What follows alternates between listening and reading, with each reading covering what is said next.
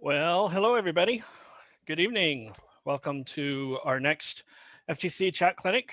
It is um, now in December. Welcome to December. Happy December, everybody. I hope you all are able to hear me okay. I get a nod from Joe, which is good. Um, and I don't have a specific topic for tonight, but it's been a month, and so I figured we should have one. I do have a few topics to cover that will be worth covering for tonight. Um, Before I get too far into it, though, let me just go ahead and introduce Joe because he's a regular here. So there's Joe Varnell. He is the first senior mentor for North Texas. Are you mic'd, Joe? Do you want to say anything? Good evening. I think it's your fancy light flashers behind you that are causing all of our problems then. That's new. Is that for the holidays? Yes, it is, but who knows? It may stay. Indeed it might. There we go. If Whoa, that got a helps. control panel right by your seat there, huh? Like a captain's chair. Doesn't everybody? Yeah, I suppose everybody does. Let's see here, because I can. I suppose we all do, right? So, all right. Uh, before I get into any of the topics I have, are there any questions from anybody who is currently joining or who is currently joined? Just feel free to open up with any questions that you may have. You can either type them in the chat window or you can just unmute and say hello and let us know anything that's on your mind.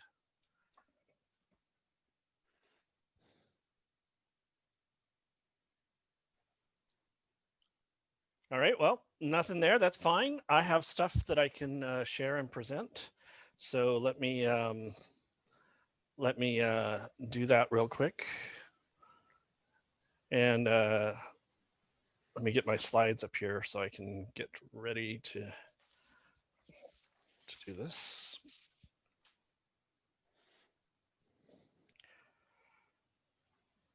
All right, so the first thing that I have for today is the first in Texas grants are coming up again. Round 3 is this Sunday, December 6th. So if you have not applied for a first in Texas grant for your team, then please do so this week. I know that there's a fair bit of money, or I've been told there's a fair bit of money that's still available in the grant applications. They'd been kind of waiting because they knew there would be some late registering teams this year. And so definitely I recommend getting your grant applications in. The address you can see there on my screen, firstintexas.org/grants. The grant application process is not that difficult. It doesn't require an essay or for you to have any sort of justification for why you need the grant. It just wants information about your team dynamics, your team structure, how many team members you have, their ages, their demographic information, and so forth. And that automatically puts you in. If you had already applied this season since the beginning of September, your application is automatically renewed, but it might be worth going in and double checking your application to make sure all of the information that's there is up to date. So definitely be sure to look at that for First in Texas grants. The next thing that I will bring up is, as soon as I can switch to the screen here, next week, next Thursday at 6 o'clock Central Time, there will be a First in Texas Community Town Hall. And this is going to be a statewide event. It involves all FIRST programs, so First LEGO League, First Tech Challenge, and First Robotics Competition. And it's going to be an overview of where events are throughout the state and information about the state. So I highly encourage everybody to plan to attend the community town hall that is next week at 6 o'clock. Immediately following the town hall, we will then have a chat clinic. And the purpose, or one of the purposes of the chat clinic after the town hall, will be to provide some additional time for people who may have questions about FTC. And since the town hall is statewide, I suspect that I may advertise next week's chat clinic on a statewide basis as well, just so that FTC people who may have questions left over after the town hall, then they can come in the forum and hear whatever we're talking about that might be FTC specific. There's a couple of announcements that will be coming up, but not there's nothing earth-shattering that I'm aware of that's coming up for the town hall. It's really a review. There are a couple of additional competition opportunities that are going to be announced outside of the normal competition structure, some additional competition types that they're looking at. And so it's kind of an opportunity for the entire community to come together and hear what's happening with FIRST in the state of Texas. So that's the other thing I wanted to note. I have a couple of questions in the chat. Will we be going over a schedule of upcoming events? Yes, I will tell you the status of the schedule of upcoming events in just a minute. And secondly, does the armature guide manual serve to help a team create an arm and all of its components included in the rev kit? I don't know. I've not heard of the armature guide manual. So let me look for that here real quick and see what I can find out. Let's see. If I can spell it right. Yeah. See if I can find it here. I'm presuming that's a Rev Robotics product of some sort. No, I'm not seeing it. I'm not sure what armature guide manual there is. So if somebody knows what that is or can otherwise point me to it, then that would be really helpful. So let me get back to my Zoom windows here so I can see what all's happening. There we go. All right, so where we are on the season. So we haven't had a chat clinic since the beginning of November. I needed a couple of weeks off, and of course it was Thanksgiving, and there were other things taking place. Where we are in the season, at the end of October in North Texas, I felt reasonably good that we were gonna have about 5 or 6 venues in which we could do in-person events. And then the pandemic decided to take turns in the wrong direction. And so since that time, several of the places that had said they thought they were likely have now told me they think they are unlikely to be able to host an event. We still have a couple that are that we're still working with and so on. The other thing that has happened since the end of October is I've heard from a number of teams who have let me know that even if the venues were available, they feel like their districts or their administrators or their principals would say they have to compete remotely. And so I don't even know how much demand there will be for remote events, for in-person events going into the spring. We still have a fair bit of time before we have to make hard and fast decisions, although I know everybody would like to get their schedules together as soon as possible. What what I had been planning going into the month of November was to try and do somewhere in the neighborhood of about 6 in-person events and 4 remote events. I think that's going to get flipped at the least, that it may be 4 in-person events and 6 remote events for qualifiers that are in the region. Again, it just depends on how many venues I can find. And we'll have a survey going out to teams tomorrow that will basically ask if the teams believe they would be at all interested in an in-person event or if they think they're going to be remote only. That's kind of where that is in terms of the nature of events. We're still looking at an in-person championship, and that would be sometime in April. We don't have a venue locked down for it yet either, but I'm hoping that the public health situation will be such that it becomes plausible that we can look at an in-person event, at least for our championship in April. But a lot of things are changing rapidly, as all of you know. Just if you compare where we are at the beginning of December with where we were a month ago, it's a slightly different world out there in the span of a month. When we do that, remote events will start in late January, in all likelihood, maybe early February. For remote events, you don't have to do any traveling. You run matches on your own, you score them through an online scoring system. If you don't have live internet access, then you can do it on paper and get it to somebody who is able to score things for you.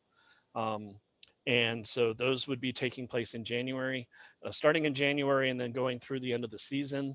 So I would expect that January and February will have mostly remote events. As we get into March, we may be able to have some in-person events, but we'll still have remote events for people who are not ready, say in the early months of January or February. And then that will get us to our championship sorts of things.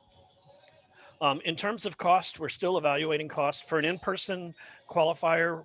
The price will be the same as last year, probably $175 for remote events. We were looking at something less, but some additional costs have shown up as we're planning this out. So we're looking at something in the neighborhood of $100 to $125 to register for a remote event. We expect the registration system to be up mid-December. That's going through first in Texas this year. In previous years, we were in North Texas, we were doing it through UT Dallas, but it's going through first in Texas this year, and they're still setting that up. As you can imagine, it's not super simple because there's not a uniform structure throughout the state. Different regions have different pricing structures, they have different tournament structures, and so there's a bit of work that has to be done to get all of that together. I do expect that, as in previous years, we will have enough events available so that every team or most teams that want to compete twice at the qualifier level will have an opportunity to do so. We may have enough events that some teams can even compete 3 times. But that's why I'm still looking at a target of 10 qualifier events to try and increase the number of opportunities for teams to be able to compete and have a competition experience to be able to work on that. So that's kind of where we are on events.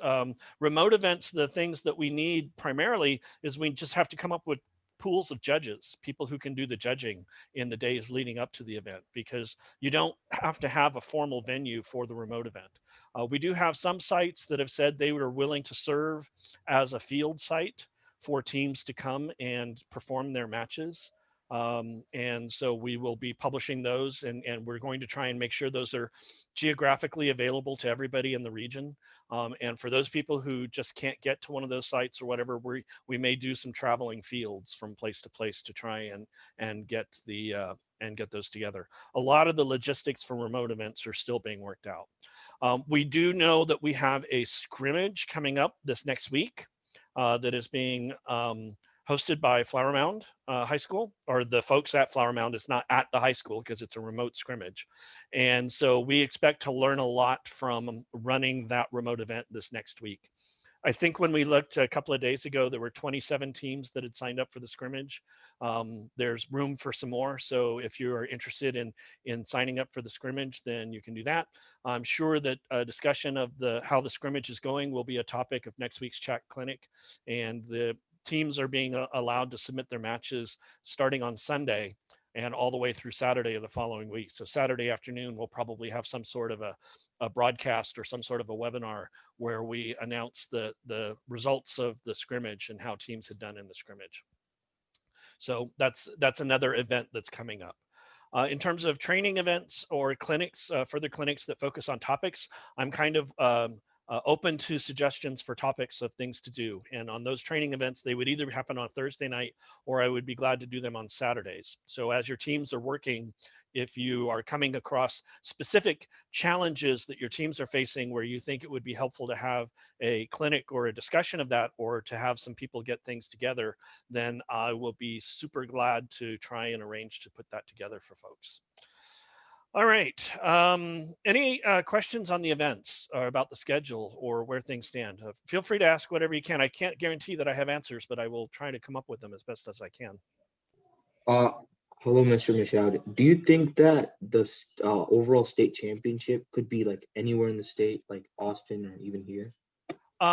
In future years, yes. I don't know if it's been announced where it is. We know that the state championship. Let me see if I can announce it or not. I don't know that it's been publicly announced. Go ahead, I don't Joe. remember that it's been publicly announced. Yeah. Let's just say we know that we have a place. Well, we think we do. In theory, we do. In theory, we do. So I'm not sure that I can announce where it's going to be yet. I probably better not until I find out that I can do that. I will say it's not in North Texas this year. I can say that. The state championship is likely to be somewhere in the central part of Texas. How's that? And it's at it is planned to be at a venue that is way sufficiently large that we can social distance like crazy. So I expect more information about the state championship and what's being planned and where it stands will come out in next week's town hall meeting as well, because that's being done by First in Texas. Any? Thank you for that. And I have one more question. So Yes. this is about getting to like the higher competitions. So I remember last year, that was my first year like doing FTC. We just had a regional championship and very few, like 6 to 8, I think, or 4 to 6, something like that, got to Eight Worlds. teams. Yes. Oh, okay. So 8. So will it just be like 8 times the number of regions in Texas that will be able to get to Worlds this year? No. It wasn't even 8 times the number of regions going to Worlds last year. Last year, the number of teams from Texas going to Worlds was 31. We are the largest region in Texas. North Texas is the largest region in terms of the number of teams. And so we got the most of those spots. And the numbers are decided by first headquarters. So last year we had 8, the Central Texas region had 8. The South Texas region had 5. East Texas had 5, and West Texas had 4, I believe. And so whatever adds up to 31, and that's dependent on the number of teams in the region from the previous season. This year, by adding the state championship, everybody basically gets to double the number of teams going to the state championship. So instead of 8 going from North Texas to the World Championship, we have 16 or so going from North Texas to the state championship. And then all of the teams that are at the state championship will be competing for a combined pool of spots from the regions. So however many, you take the sum of whatever the regions would have gotten would have gotten if they'd stayed individual regions, which is probably going to be around, there's some other things that come into play, but basically the top 25 teams or so, don't hold me to that number, but around 25 teams from the state championship, we expect to go to the World Championship. So that's a lot of teams. If you look at the game manual and the advancement criteria, just to give you an idea of how deep that runs in terms of what it takes to get 25 teams. I'm pulling it up here on my screen if I can.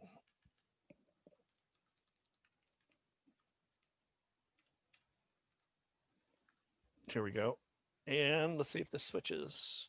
No, my keyboard has stopped working. Let's see here. There we go. Wrong screen. Okay, well, let's try this. There we go. All right.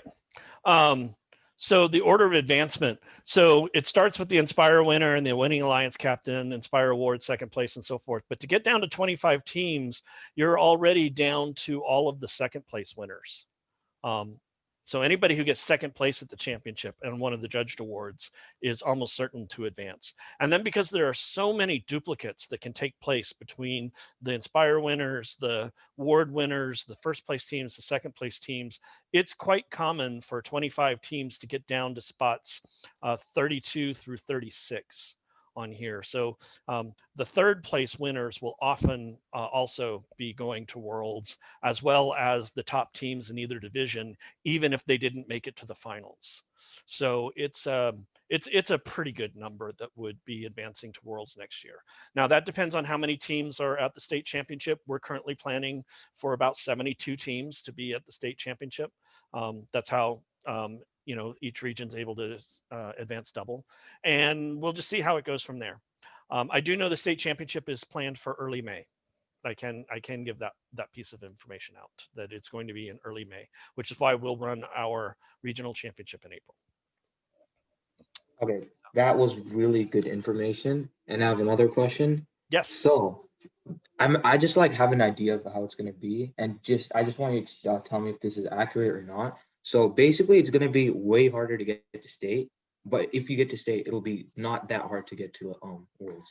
Way easier to get to state. Oh, easier to get to state? Double the number of teams. Oh, okay. Will go from the regional championship than it was last year. So last year, North Texas advanced 8 teams. And I think that meant that it was Inspire winning Alliance captain, Inspire second, winning the whole winning Alliance, the whole finalist Alliance got to go. The Inspire winners did, Think Connect did, and let's see who else was there.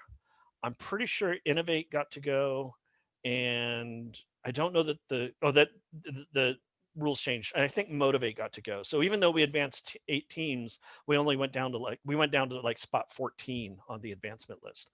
But now, if we're advancing 16 teams, just double that, right? So that means that you could be like, if you were one of the top ranked teams in your division, if you were in ranks 1 through 4, even if you didn't make it to the finals, then you would likely be going to the state championship.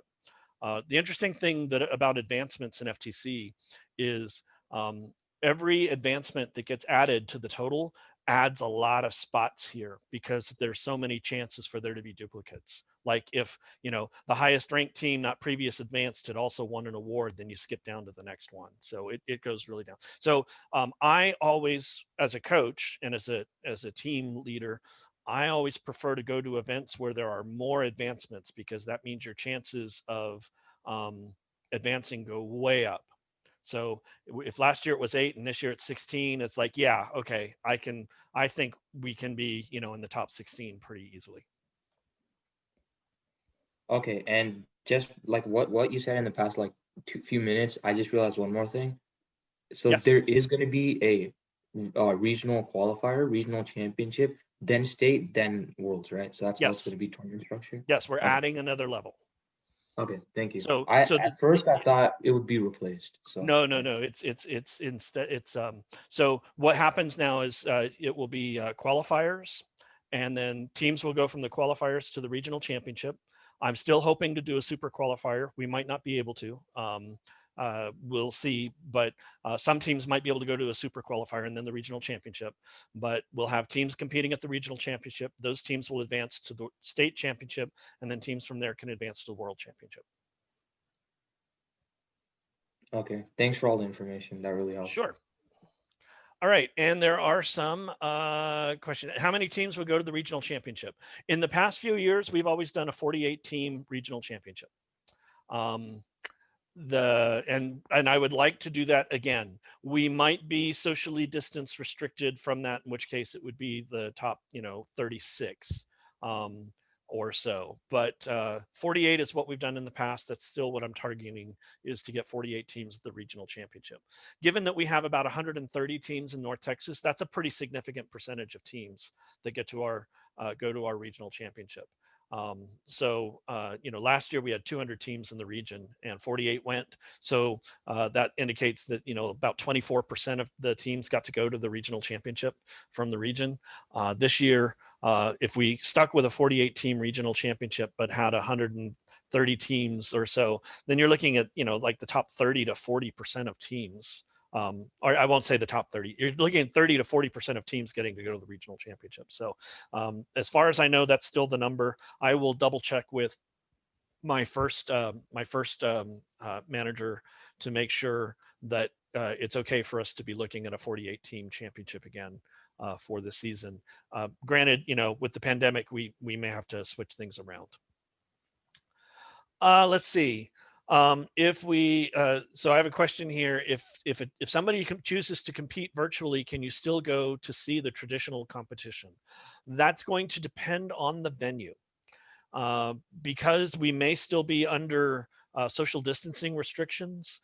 Our traditional competitions could end up being drive team only events, where only the members of the drive team, pit crew, and coaches are there in attendance, and try and keep those numbers smaller so that we're not able to support having live audience there or much, try and keep a minimal footprint. So if we're able to do in-person competitions, which we would prefer, they may still be limited attendance to try and keep as small a social footprint as possible. That said, any traditional competitions we do, I can almost guarantee we will be live streaming them. We have cameras, we have equipment. We have been putting together a lot of things to be able to carry the event on Twitch streams or YouTube streams or other broadcast media. And so we would make sure that as the events are taking place, that people who are interested in following the events but can't be physically present on site will have a way to be able to view them. Any other questions about events that people have come up with off the top of their head?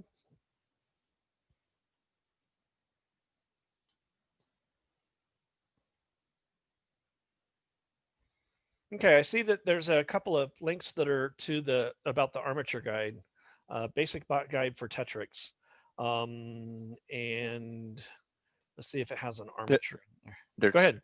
The word armature I looked it up, and there's some links to Rev, and the Okay. Rev one said something about, it says part 2 - armature, and then part 1 was just a basic bot guide or something like that.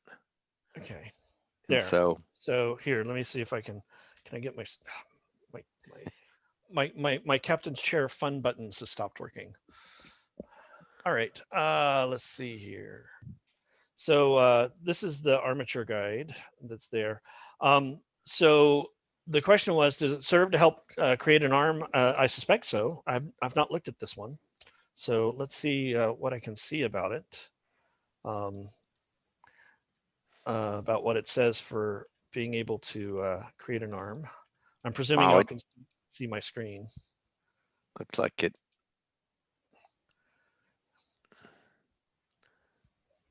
That's an interesting bot. Did Emily do this? No. This is not Emily. As far as I know, I'm pretty sure this predates the stuff that we were doing at UT Dallas. I'll go point those out here in a second. But it goes through and puts this. I suspect, I'm not certain about it, that this robot and these arms were done with one of the early versions of the Rev startup kit. And I would expect most of the parts to be there in the later versions of the kit, but it might, oh no, that's a dead giveaway. That's a new kit. It's a new guide because it has an ultraplanetary motor, and those have only been around for about a year. So it says revision 1.10.29, so 2020, yes. So month and a half old. Yeah, so I don't know where this guide came from, but it is almost certainly good enough to use with any of the most recent Rev Robotics kits. I would presume most of the parts that you need are already in the starter kit, but I can't guarantee that. That's one thing that I wish. Go ahead, Joe. I found it on firstinspires.org, so it's. Yeah, that's where I'm looking too. The other place to go look is docs.revrobotics.com. Which is a great site. This is where Emily is doing her work and has her things. So there's they have a number of different guides, but I don't know if they have a guide that shows an arm on it. Compatibility guide, linear motion guide, gear drive chain, drive chain. No, I don't know that they do. I would go and look at Kickoff Concepts because they have a number of different items there that they've done, and they have some of their sketches and how the different parts come together, and then they have some videos where they show it, and then they show a CAD model, right? So just being able to see this CAD model, this was the intake design that they used in their kickoff videos, what they called a pasta roller, where the set of rollers that are in the front will go over the top of a ring and then pull it into this set of rollers that will then lift it up and into the body of the robot. So I would look at those. So to answer the original question, does it serve to help create an arm? I guess so. Are all the components included in the Rev kit? I really can't say for sure, but there it is. Can I post the link for this page? I can. Let me go to the kickoff concepts. So this is the link for the Rev section, which is right up here in the corner. and that gets you to the kickoff concepts. And again, Rev created these documentation pages based on their prototyping work that they did right after kickoff with some of the things. Just as a note from like 7172, this is the style of intake that 7172 is doing. Not exactly this by any means, but it is doing the roller type style at the moment, and they're putting it together. They are 7172 is that's my team, for those who aren't familiar with the fact that I coach a team, and we are competing in the scrimmage next week, and we plan to post our robot videos. So people will be able to see the robot videos of how well the intake and the shooter that they've designed, how well it performs, assuming it works at all. So like most teams, this weekend is a massive build project to try and get everything together in time to post some scores for the scrimmage next week. All right. Any other questions, comments from anybody?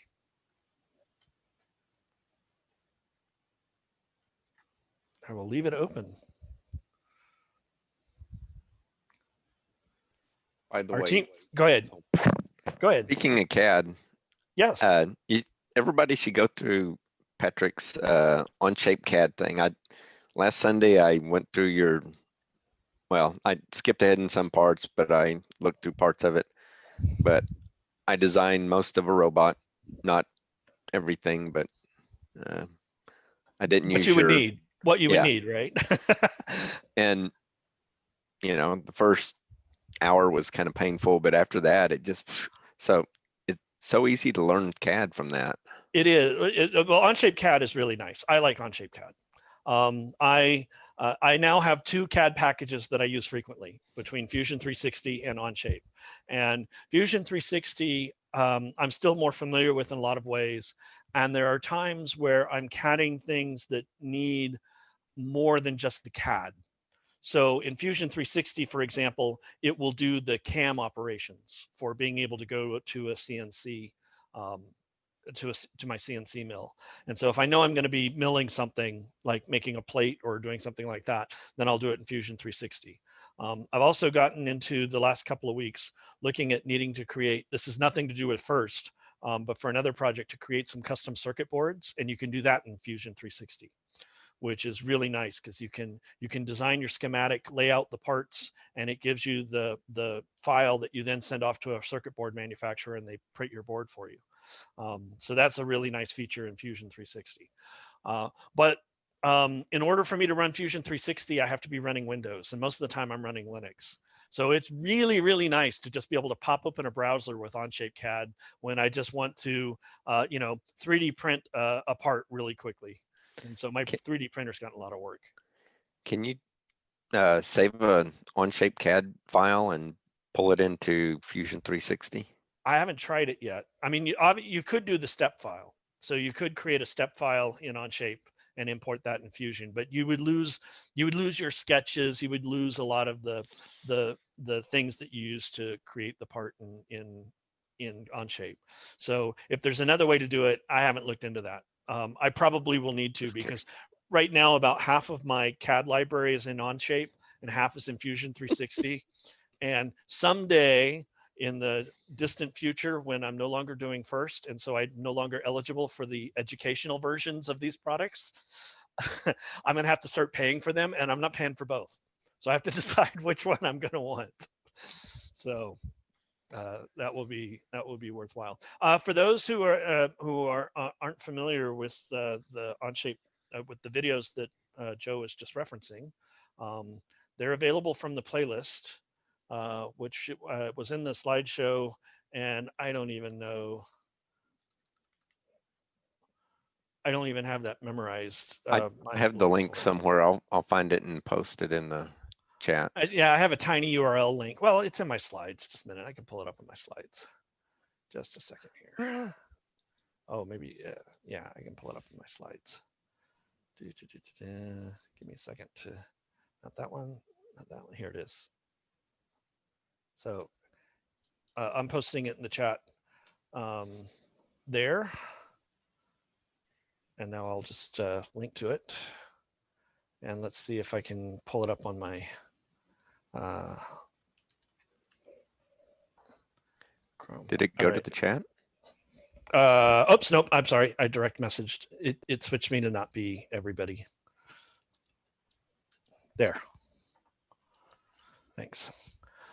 So yeah, here are the different chat clinics that have been done this year with the different ones. So the ones Joe's referencing are the Onshape demos. So part 1 and part 2 are given there. I still have not posted the videos from the clinics that were done in early November, but they're on my hard drive. And as soon as I get my computer to start behaving again for video processing, I'll finish that. But my computer's been acting up. I think it's time for a new video card. Because it's that time of year when I should be buying myself nice presents. So cool. Well, good. I've gotten a few comments from various people throughout, like you did, from Joe and other coaches in other parts of Texas, where they said, "Yeah, that's a really useful video." So I'm really glad to do that. And then there's a comment that hoping that I'll get the YouTube for Java Onbot by tomorrow. Okay. As soon as I'm done here, I will get that video editing, as long as my video processing is working correct. Oh, let's see. I thought I had switched back to speaker. Yeah, I can say something. So Patrick. Yes. This is Don. So this year we've gone to the Onshape, and our main reason is because we've had to go virtual for the school a couple times, and our school furnishes Chromebooks, and so that allowed them to keep working on the CAD stuff for robotics, because a lot of my kids don't have access to a Windows computer at home to do the Fusion 360. So that's helped us. That's helped us quite a bit. And at the beginning, they struggled through it. At the beginning, they struggled just to get. So some of my kids have never done CAD at all, and those kids really struggled. But I just make them watch your videos and tell them, watch it and just go step by step to start with. And so now I've got several kids that have done a whole robot. Great. Whereas in the past, I've only had 1 or 2 kids that could do a whole robot by the time regionals came around or whatever. Right. And now I think I've got like 6 kids that already have drawn a whole complete robot and everything. So that's so they were fantastic. good. They've helped a lot. I'm glad for that. And boy, one thing is certain about the meeting restrictions that so many teams are under, which is simply that there's going to be a lot of CAD experts coming out of this year, because my team, first of all, my team is all sophomores and freshmen this year. I don't have any juniors or seniors, and so we had 5 or 6 seniors graduate this last year, and of course they were the ones that did a lot of the design. And I'm really pleased at how well the other students who have come in, and they basically knew they had to pick it up. They're picking up the CAD like crazy, as you described, and designing the full robot and really working on collaborating together. My team tends to meet through Discord, which is an online chat service and meeting space. It's commonly used for gamers, and they'll just get 2 or 3 of them online at various times and work through the CAD model, and and help each other out with different aspects of it. And it's nice. It's nice when your team is meeting without you and getting stuff done. I really like that. All right. One of the coaches remarks that they only have 9th and 10th graders also. So yeah, all of you coaches who complain that you only get them for 2 years, I can't say I feel you, because my 9th and 10th graders have been doing First Tech Challenge for 2 or 3 years apiece already. So they're definitely not rookies, but I'm eager to see how this season plays out. All right. Any other comments, questions?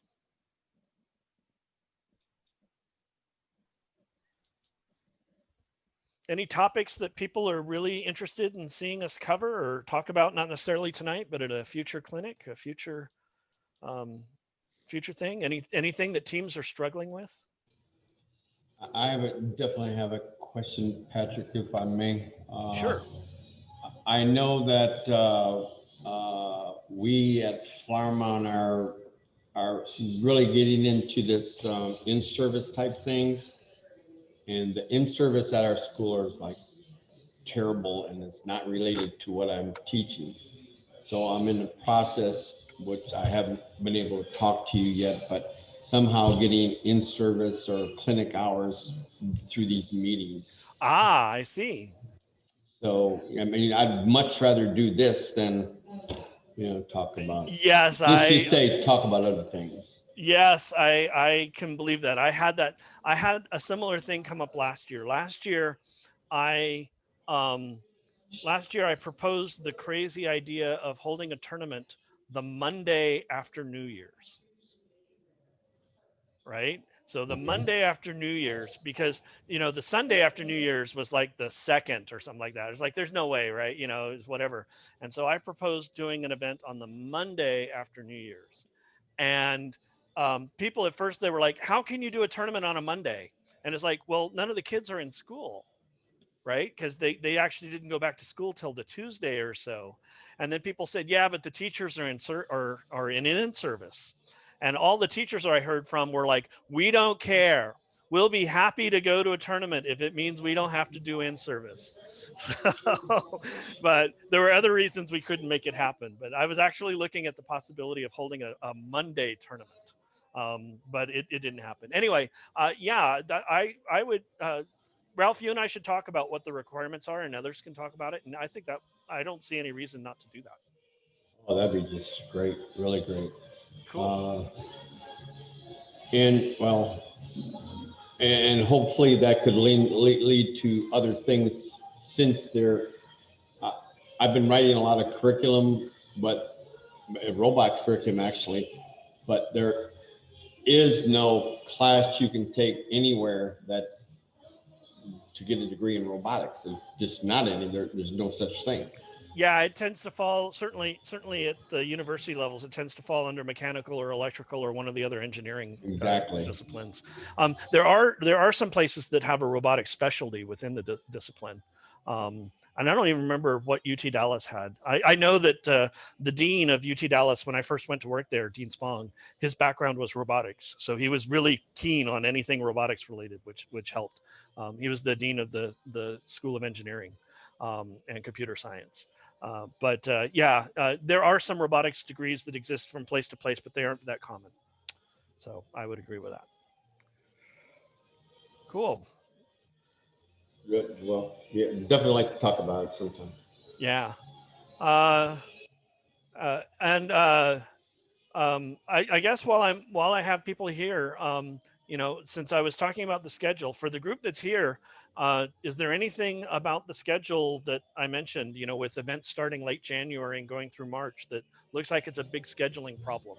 Anything from that's waiting too long to start events to, oh my God, the beginning of, the end of January, my team will never be ready by then, sorts of things. So just any initial feedback to that? I mean, we don't even have a working robot yet. So it's because we had a late start. So the fact that everything's late this year is actually going to be pretty good. Yeah, I agree. And my team doesn't have a working robot. Well, I can't say that. They have a drivetrain. They have the intake. The two have not been tested together. The programming, the only programming that exists is to be able to move the robot around. So they have that much, right? So they could score, the parking bonus. And that's about it. But that's, it's the beginning of December. It's kind of par for the course that's there. 15524 just posted in the chat channel that they have a working chassis, so that's fine. As I'm going through this, I'm constantly reminded about my team's rookie season, where as of December 30th, they had not yet built their chassis, but by the time of the regional championship, they were ranked #1 in their rookie season at the regional championship. So robots can come together really fast, and veteran coaches know that can definitely happen. So it's a if you don't have a robot yet, no problem. If you're if you're getting into January, whatever, even if you compete in a late January tournament, there's almost certainly going to be room for 2 events. So you can compete in a late January tournament, and that gets your team members together and motivated, and then you go and do your real event, your real shot at trying to compete and being competitive a little bit later. I'm also aiming to do a mid-January scrimmage. So there'll be another scrimmage opportunity there after that. I have a message here that from somebody who joined late and go over the competition schedule and how to register. I am going to post this video, and as I'm processing the other videos, I'll do that. So I'll just encourage you to go back because it's a little bit long. But the short summary is we're going to start remote events in late January.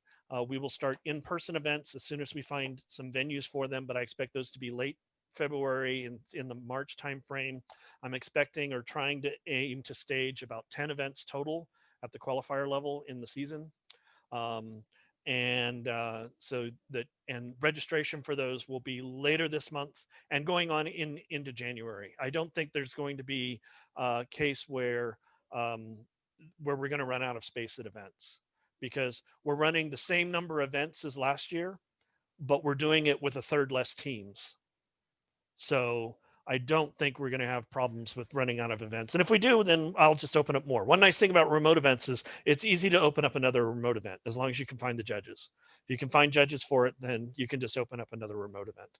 Also, there's not really, again, depending on what you're willing to put your judges through, there's not a cap on the number of teams in a remote event. So as long as you have enough people to judge them, you can have a 40, 50 team remote event. I think I would rather break it up into 2 separate events, but it is possible to do that. Any other comments? So I Yes. got a comment. So one of the big problems I'm having, so I'm out of Dimmitt. I run 4 teams, and it's a school team. I got 25 kids for the 4 teams. The problem I'm having is keeping the kids interested. I've got like 10 incoming freshmen, and they're just like, they're not excited about it because we're not doing anything. We're not getting to travel. Last year we went to other schools to help work with their robots. We've been several places, and they're just like, they're wanting to drop out. They're wanting to get out at semester. Huh. And is anybody else having those problems, or is there any? I don't know the answer to that. I don't have that problem, but I have some really motivated team members. So I wouldn't consider myself to be typical. It's a difficult year. That's absolutely certain that it's a difficult year. Again, I'm fortunate to have some really motivated team members. So, we hold our meetings. Some of our meetings will only have 3 people present. Other meetings will have, 9 or 10 of them present. But everybody's keeping up with what's going on really, really well, and, making incremental progress from one meeting to the next. So I'm happy for that. The ones who I'm curious, Don, the ones that want to drop out, are they having anything that they can do? Like one of the things that we've been doing on 7172 is to make sure everybody gets to build, by making sure that there's a component and that they get their chance to actually put things together. So I had a young lady come talk to me today about getting out at Christmas, and she's been building on a robot, and she went through my junior high robotics and it was real good. And we work with the Mindstorm the Lego robot there. Right. And one of the first things when they first get into my class as freshmen, or even if they've came in as 10th grade or whatever for the first time, we talk about, there's a lot of different aspects of the game, not just the build or the program, or we do outreach, a lot of different things, and take one area and work with it before you try to do everything. Right. Anyways, and I've thought she's been doing a great job on the build side. And she's just like, I'm struggling. I'm not getting it. And I was telling her, man, you don't realize how I'm real impressed with what you've done so far. I know you feel like you're not getting anything accomplished, but you really are. Right. You're just a little ways from having your robot complete. You know, they've got a intake. They actually shot today, you know, and I'm like, man, we just got to fine tune everything and put an arm on this thing to pick up the deal, and you're done. Yeah. You know, yeah. so I would say definitely do the encouragement. The ways that I would encourage things is to get them. One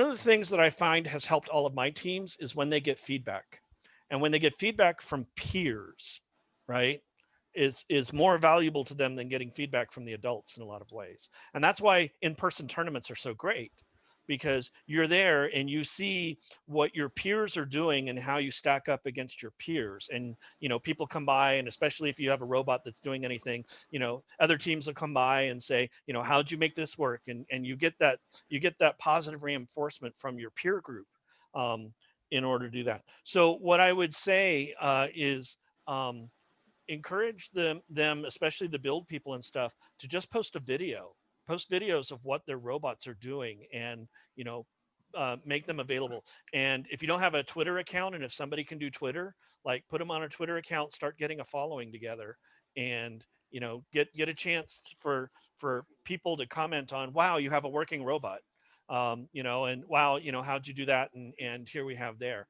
Because to me, the value of scrimmages and in-person competitions is just to see, you know, your robot doing something and see how it stacks up somewhat competitively. So maybe that's a possibility.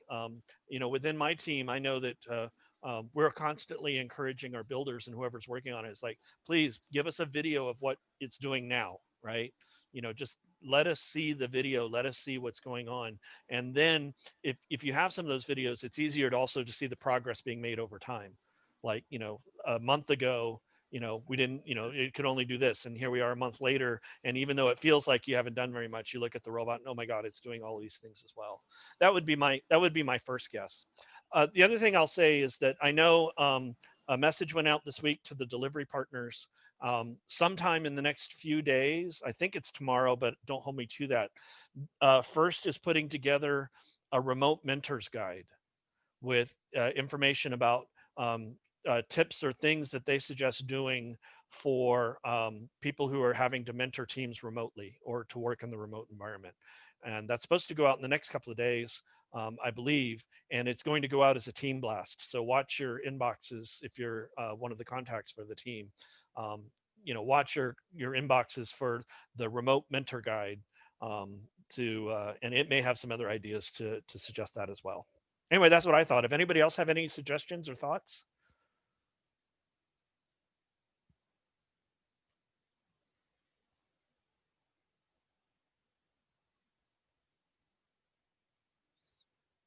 I'm eager to see the scrimmages this next week.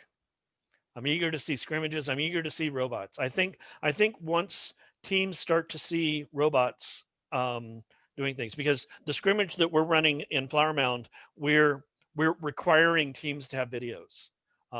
So we're basically saying, you know, we really want to see your robot videos of your matches, and we're putting together a system to be able to do that. That is, it may or may not be required for the actual remote events in competition, but we can do it for a scrimmage. So we're asking teams to please post videos of your matches, just because it is the ability to see other people's robots that is the value of so much of what is going on. So we're definitely looking for that.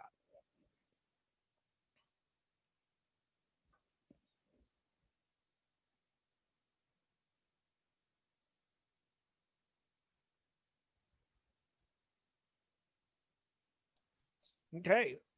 Well, anything else from anybody else?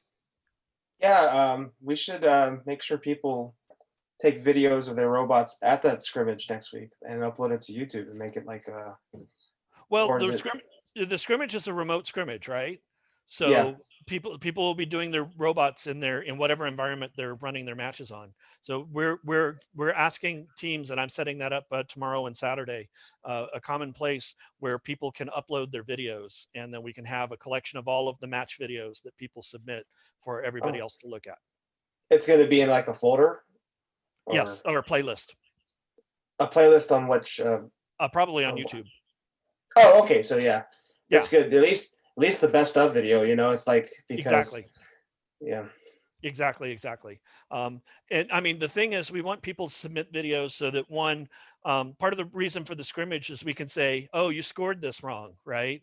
Or, not in a, you did a bad thing, but because as so many of the veterans will tell you, it's hard to do scoring right, especially if you're a rookie, right? I mean, Oh, yeah. even for those of us who are veterans and have been referees, right? We know as referees that, in the first couple of tournaments of the season, you make mistakes just because you're not familiar enough with the rules, right? So, Yep. so all of these, all of these teams and the like, are basically having to do self-scoring, and we want to have opportunities to illustrate the common mistakes, to do that. And so we can only do that if we have people who can actually see what's going on and make suggestions on how things can be improved.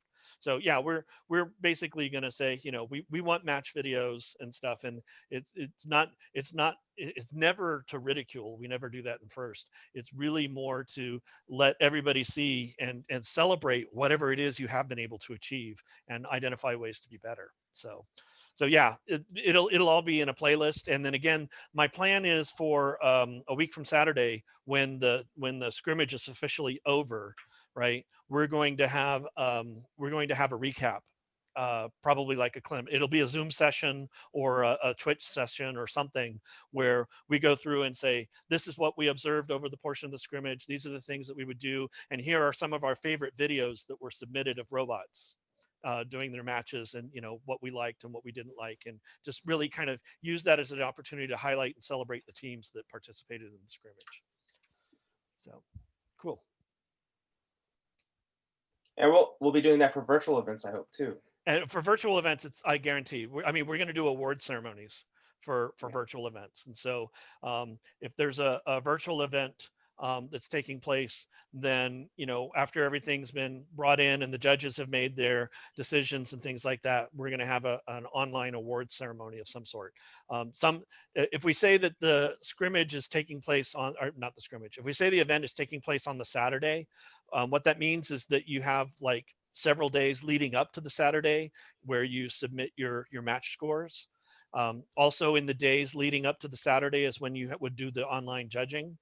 And then we may say that we're going to do the awards announcements and ceremony like that Saturday evening, or we might just even push it to Sunday, just to give us some time to put some things together. So it's not nearly as real time, and it's not nearly as time compressed as an in-person event is. It happens over the span of many days rather than trying to fit it all in a single day. Now, Northern California, I believe, is doing single day remote events of some form, and trying to do that. And we've kind of looked at that and we're like, maybe not. We're not sure, but we're going to figure those out. We'll have a lot more details in the next couple of weeks. First, to finally opened up the remote event hub this week. So we can, there've been beta versions of it, but the official one is now open. And so now we'll start to see some feedback about how that works and get a much better feeling for how that works. And so there's a lot of pieces that are coming together over the next couple of weeks.